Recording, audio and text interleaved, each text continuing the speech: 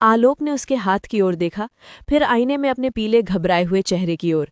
एक शक्तिशाली वैम्पायर उसे प्रशिक्षित करने की पेशकश कर रही थी और उसे अभी भी राजमा चावल की याद आ रही थी। गहरी सांस लेकर उसने उसका हाथ थाम लिया। ठीक है ताड़का जी, पर बताइए, इस डिसिप्लिन्ड बेताल लाइफ में ब्लड का कोई low carb high protein option है क्या? और सबसे जरूरी, क्या मैं सनस्क्रीन लगा सकता हूँ? ताड़का ने आंखें घुमाई सदियों पुरानी झुंझलाहट के साथ। और इसी पल से खूनी प्रेम कहानी की शुरुआत हो चुकी थी। विजयनगर, दिल्ली। आलोक का घर 3 मंजिला, छोटा, बेहद घुटन भरा और अब डरावना भी।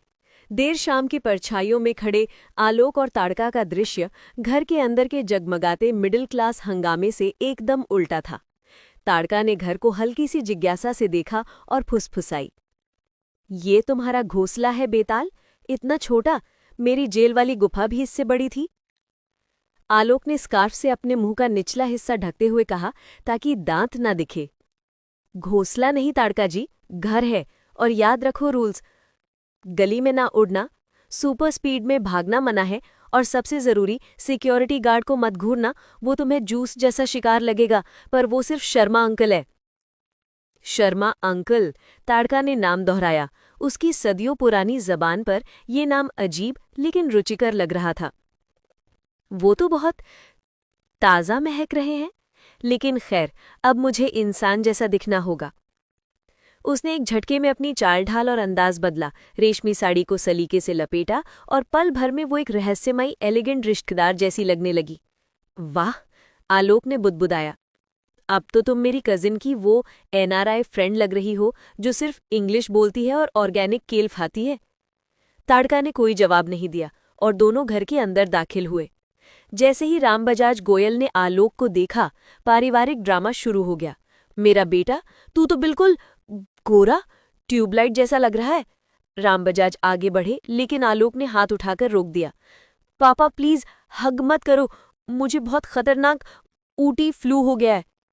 राम बजाज ने ताड़का को शक भरी नजरों से देखा। और ये कौन है आलोक? तेरी कोई विदेशी कंपनी की सहकर्मी? नहीं पापा जी, मैं ताड़का हूं। ताड़का ने बड़ी सलीके से कहा, मैं आलोक की स्पिरिचुअल डिटॉक्स कोच हूं, उसे अंदरूनी शांति की जरूरत थी। स्पिरिचुअल? हमारे यहाँ तो हल्दी दूध से डिटॉक्स होता है। बेटा, तुझ पर जरूर कोई जादू टोना हुआ है।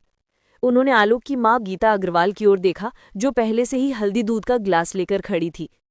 ले बेटा, इसमें शक्ति है, तेरा सारा बेताल बेताल का जादू 1 मिनट में उतर जाएगा। मम्मी ने जिद से ग्लास आगे बढ़ाया। आलोक, जो वैम्पायर था, डर से पीछे हट गया। हल्दी, दूध, गर्माहट और मम्मी की सच्ची भावना बेताल के लिए किसी हॉरर ट्रैप से कम नहीं था। मम्मी प्लीज, मुझे लैक्टोज इंटॉलरेंस है और हल्दी से स्किन एलर्जी हो जाती है। ताड़का ने आगे बढ़कर ग्लास पकड़ लिया। मैं पी लूंगी आंटी जी, ये बेताल बेताल स्टाइल डिटॉक्स के लिए बहुत अच्छा होता है। और जैसे ही किसी ने ध्यान नहीं दिया, उसने दूध चुपचाप फूलदान में ओढ़ेल दिया। रात का माहौल पूरी तरह हॉरर कॉमेडी में बदल गया। आलोक को अपनी सुपर हियरिंग छुपानी पड़ रही थी, जिसका मतलब वो हर सांस और खराटा साफ सुन रहा था, और अपनी सुपर स्मेल भी, जिसका मतलब था वो बस पापा का सस्ता आफ्टर शेव और मम्मी के गाजर के हलवे की महक सूंघ रहा था। आधी रात को ताड़का ने आलोक को खिड़की पर खड़ा देखा। वो चुपचाप बाहर देख रहा था, उसके दांत हल्की रोशनी में चमक रहे थे। क्या हुआ छोटे बेताल, किसी ताजे खून की खुशबू आ रही है? ताड़का ने छेड़ा। आलोक ने सिर हिलाया, उदासी में डूबा हुआ। मुझे राजमा चावल की खुशबू आ रही है ताड़का जी, मम्मी कल लंच में बना रही हैं। ये जाल है, मैं खा नहीं सकता, पर मन तो करता है। ताड़का दीवार से टिककर खड़ी हुई, उसकी चाल में पुरानी शाही ठंडक थी। जब एक पौराणिक खूनी विलन तुम्हें ढूंढ रहा है और तुम राजमा चावल को लेकर दुखी हो, तुम सच में अनोखे हो आलोक। यही तो मेरी सबसे बड़ी प्रॉब्लम है। वैम्पायर बनना दिक्कत नहीं है, एडजस्टमेंट दिक्कत है। तुम तो 100 साल पुरानी हो, तुम्हें क्या पता मिलेनियल एग्जिस्टेंशियल क्राइसिस क्या होती है। ताड़का पास आई, उसकी आंखों में नरमी थी। मुझे पता है आलोक, अगर तुम राजमा चावल के लिए इतना दर्द महसूस कर सकते हो, तो सोचो उस प्यार के लिए कितना दर्द होगा जो तुम्हारे लिए मना है। जैसे हम। हवा का रंग बदल गया, कॉमेडी धीरे धीरे पिघली और उनकी नजरों में एक अजीब गहरी कशिश भर गई। विद्वान और योद्धा, किस्मत से बंधे दो अजनबी। तुम और मैं, हम तो बिल्कुल तेल और पानी जैसे हैं ताड़का। तुम खून पीती हो और मैं फिल्टर कॉफी पीता हूँ, आलोक ने फुसफुसाते हुए कहा। फिल्टर कॉफी और खून दोनों ही डार्क होते हैं आलोक, और वैसे भी राजमा चावल तो तुम छोड़ ही चुके हो, पर ये नई मोहब्बत, क्या तुम इसे भी छोड़ पाओगे? आलोक कुछ बोल पाता उससे पहले दरवाजे पर तेज धक-धक हुई। बाहर से राम बजाज की घबराई हुई आवाज आई। आलोक बेटा, तेरे कमरे से आज फिर खून की बदबू आ रही है। तू नॉनवेज खा रहा है क्या? और वो शैतान लड़की कौन है तेरे साथ? गंभीर पल का बेरहमी से कत्ल हो गया। आलोक ने माथा पीट लिया। पापा, वो खून नहीं है, फ्रिज से टमाटर केचप गिर गया था। ताड़का ने उसकी ओर देखा और हंसी दबाते हुए बोली, टमाटर केचप? बेताल, ये बहुत ही लूजर एक्सक्यूज है। अब हालात ऐसे थे कि एक और डरावनी वैम्पायर लव स्टोरी थी और दूसरी ओर राम बजाज पंडित और पुलिस बुलाने की धमकी दे रहे थे। और आलोक, वो बस यही सोच रहा था कि उसका मिडिल क्लास परिवार वैम्पायर क्राइसिस को भी किस हद तक नॉर्मल बना सकता है। राम बजाज आखिरकार कमरे से बाहर चले गए, बड़बड़ाते हुए कि सुबह सबसे पहले वो किसी तांत्रिक से संपर्क करेंगे। आलोक और ताड़िका ने एक लंबी सांस ली, लेकिन आलोक की राहत ज्यादा देर नहीं चली। देखा ताड़िका जी, यही है मेरी असली लाइफ।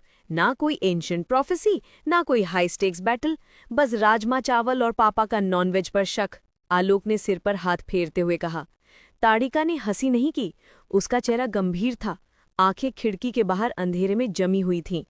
खेल शुरू हो चुका है आलोक, और ये तुम्हारे पापा का घर का खेल नहीं है।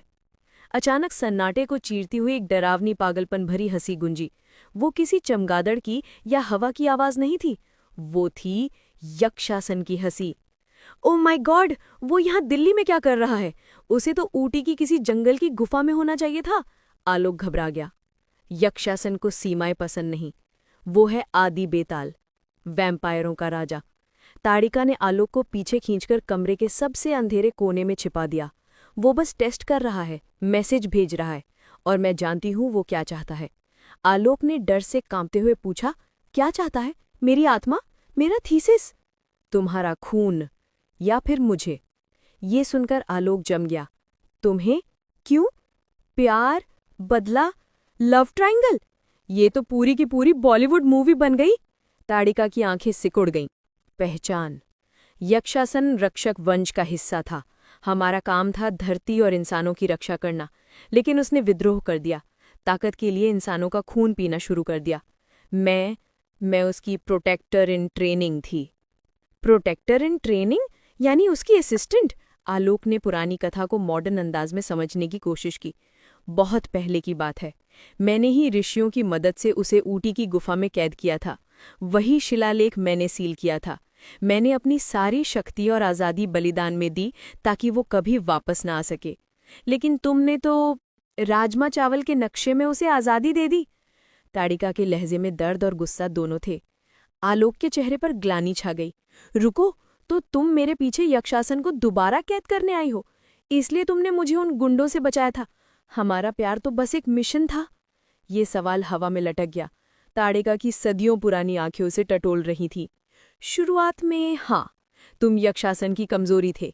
तुम्हारा ताज़ा खून उसकी शक्ति को और बढ़ा देता। लेकिन आलोक, वो धीरे धीरे आगे बढ़ी, उसका ठंडा हाथ आलोक की बाह पर हल्के से टिका। तुम मेरे बेताल के सारे नियम तोड़ते हो। तुम राजमा चावल की चिंता करते हो। तुम डरते हो फिर भी लड़ते हो। तुम्हारे जैसा कोई बेताल मैंने हजारों सालों में नहीं देखा। मिशन तो मिशन है, पर दिल, वो तो धोखा दे ही देता है। आलोक ने गहरी सांस ली, होंठों पर हल्की मुस्कान आ गई। तो ये तो ब्लडी लव स्टोरी सिर्फ मिथक नहीं है ताड़िका जी, ये तो हकीकत है। ताड़िका कुछ बोलती उससे पहले नीचे से जोरदार धमाका हुआ। घर की लाइट झिलमिलाई, हवा में अजीब सी बिजली सी फड़फड़ाहट हुई और एक डरावनी आवाज गूंजी, ताड़िका, मेरे गद्दार बेताल, अपना नया खिलौना छोड़ो और मेरे पास वापस आओ। राम बजाज अपनी धारीदार पजामा पहनकर ऊपर दौड़ते हुए आए। कौन है बे? कौन मेरा बिजली बिल बढ़ा रहा है आधी रात को? बेताल हो या वेताल, मेरे घर की बिजली चोरी मत करना, बिल बहुत आता है बेटा। नीचे से यक्षासन के भेजे हुए कुछ छोटे छोटे राक्षस, छोटे बेताल, घर में घुसने की कोशिश कर रहे थे। पापा नो! आलोक चीखा। उसकी वैम्पायर इंस्टिंक्ट्स जाग गईं। वो पलक झपकते ही अपने पापा से आगे निकल गया।